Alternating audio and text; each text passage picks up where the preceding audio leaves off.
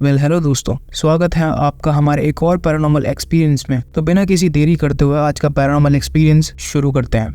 Late 1980s में हमारी जो लोकेलिटी थी उसके पास एक बहुत ही ज्यादा पतला पर बहुत ही ज्यादा ब्रेव वॉचमैन था। जो वॉचमैन था उसका एक भाई भी था और वो दोनों मिलके हमारी सोसाइटी को रात में गार्ड करते थे। वो दोनों बहुत ही ज्यादा ऑनेस्ट थे और बहुत ही ज्यादा बहादुर थे। हमारी जो लोकेलिटी थी उसमें सभी लोगों ने बहुत ज्यादा पसंद करते थे, स्पेशली उस वॉचमैन को। ऑल्दो हमारे यहाँ कभी भी रॉबरी या थेफ्ट जैसा केस नहीं हुआ था, ना ही हमारी नेबरिंग लोकेलिटीज में, पर फिर भी हमें एक नेसेसिटी लगी कि रात के टाइम तो एटलीस्ट वॉचमैन हमारे सोसाइटी में रहे। सो हमारी लोकेलिटी ने उस वॉचमैन को और उसके भाई को हायर कर लिया रात में हमारी सोसाइटी को गार्ड करने के लिए। जो अर्ली 80s थी वो कंपैरेटिवली बहुत ज्यादा पीसफुल थी as compared to the late 80s, क्योंकि लेट 80s में एक सडन इंक्रीजमेंट थी रॉबरीज, थेफ्ट्स और एक्सटॉर्शन में, all thanks to the media for glorifying the Mumbai underworld. उसके बाद हर एक रोड साइड बुली या फिर जो स्ट्रीट गैंग्स थी उन्होंने सपना देखना चालू कर दिया माफिया बनने का। आज तक हमारे यहाँ कभी भी कोई दिन के टाइम सिविलियन हार्म नहीं हुआ था, बट रात के टाइम हमेशा ही लेट 80s में लोगों को डर लगता था कि कभी ना कभी वो रात के टाइम इन चोरों को जरूर फेस करेंगे। हमारे यहाँ बहुत ज्यादा बार चोरी की अटेम्प्ट्स हुई, बट वो दोनों ब्रेव वॉचमैन थे जो वो हमेशा ही सक्सेसफुल हो जाते थे हम लोगों को अलर्ट करने के लिए, और हम लोग जैसे ही मौका मिलता पुलिस को कॉल करते थे और हमेशा ही पुलिस टाइम से आती थी और रॉबर्स को अरेस्ट कर लेती थी। जैसे ही हमारे डेज स्मूथली पास हुए जा रहे थे बिल्कुल टेंशन फ्री, एक रात आती है जब एक फील्ड रॉबरी के दौरान हमारा जो वॉचमैन था वो एक कल्प्रिट के साथ, जो कि रॉबरी का कल्प्रिट था, उसके साथ भिड़ जाता है और बहुत ही ज्यादा ब्रूचुअली उस कल्प्रिट के द्वारा मार दिया जाता है। ये बहुत ही ज्यादा बैड लक था उस वॉचमैन के भाई का, क्योंकि जो वॉचमैन का भाई था उस दिन उसके साथ नहीं प्रेजेंट था अपने हेल्थ इश्यूज के कारण। जो इंजरीज थी वो इतनी ज्यादा फेटल थी कि वॉचमैन ने अपनी आखिरी सांस उसी स्पॉट पर ली और अपना दम तोड़ दिया। इस इंसिडेंट ने हम सभी को बिल्कुल चौंका सा दिया था और हम सभी को बिल्कुल शॉक कर दिया था। एक ह्यूज आउटरीच ब्रोक हुई और हर जगह केओस मच गया और हमने स्ट्रिक्टली डिमांड करी arrest of those burglars and specially that murderer. 2 महीने बाद जो पुलिस थी उसने 2 महीने बाद उन कल्प्रिट्स को पकड़ लिया और उन्हें कोर्ट में प्रेजेंट किया और उन दोनों कल्प्रिट्स को 20 साल की जेल इम्प्रिजमेंट सुनाई गई। अभी तक की स्टोरी बिल्कुल ही सिंपल चल रही थी, बट अब आएंगी 2 मिस्टीरियस सी थिंग्स। सबसे पहली थी, after few days in jail एक नाइट ऐसी आती है जो उनमें से एक कल्प्रिट था वो सडनली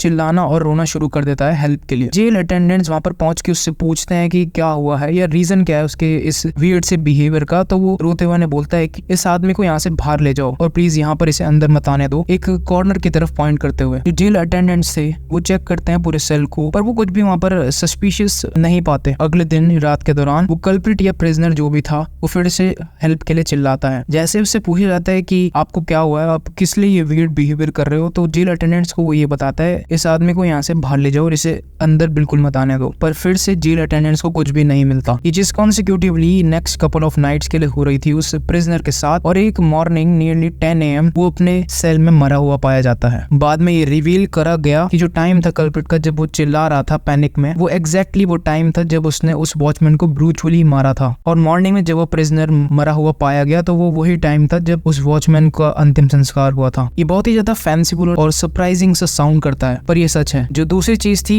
वो ये थी कि इस इंसिडेंट के बाद हमारी सोसाइटी में बहुत सारी रॉबरीज अटेम्प्ट हुई, पर एक चीज ऐसी थी कि जिसे देखकर सब लोग शॉक थे। जितने भी रॉबर्स हमारी सोसाइटी में रॉबरी की सोचते थे या फिर जो हम रॉबर्स हमारी सोसाइटी में रॉबरी के लिए आते थे, वो अपने मेंटल स्टेट खो देते थे। किसी को भी इस चीज का एग्जैक्ट रीजन नहीं पता था। हम सभी लोग उसे बहुत ज्यादा मिस करते हैं। वो बहुत ही ज्यादा ऑनेस्ट था, हम्बल था और हेल्पफुल भी था, and he was a gem. Thank you guys for being patient and listening to this paranormal experience. और अगर आपके पास भी कोई पैरानॉर्मल एक्सपीरियंस है तो कमेंट में हमें जरूर बताएं और हमारे चैनल को सब्सक्राइब जरूर करें।